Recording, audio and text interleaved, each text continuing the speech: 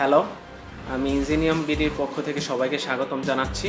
আমরা বাংলাদেশের প্রথমবারের মতো আইসিটি অ্যাক্ট বিডি নামে একটি অ্যাপ নিয়ে আসছি, যাতে আইসিটি বিষয়ক সকল রিলেটেড ইনফরমেশন আপনারা পাবেন। 2000 সালের পর থেকে বাংলাদেশে ইন্টারনেট ব্যবহারের পরিমাণ দিন দিন বেড়ে চলছে।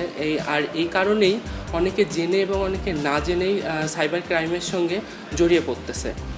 আর যার জন্য আমরা অতি শীঘ্রই লঞ্চ করতে যাচ্ছি আইসিটি অ্যাক্ট বিডি নামে একটি অ্যাপ। সাইবার আইন সম্পর্কে আমরা কতটুকু সচেতন, এই অসচেতনতাই সাইবার ক্রাইমের প্রধান কারণ।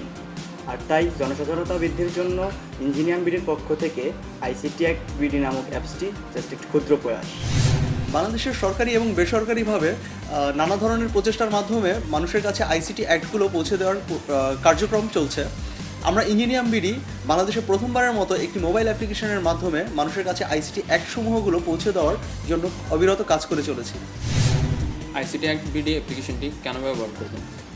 এতে থাকছে সাইবার ক্রাইমের ইতিহাস, বাংলাদেশের আইসিটি অ্যাক্ট 2006 এবং 2013। এছাড়াও আরও রয়েছে সাইবার ট্রাইব্যুনালের বর্ণনা, বিচার প্রক্রিয়া, সেই সাথে থাকছে আরও কিছু এক্সক্লুসিভ ভিডিও এবং আরও অনেক কিছু। আইসিটি অ্যাক্ট বিডি একটি গণসচেতনমূলক অ্যাপ্লিকেশন।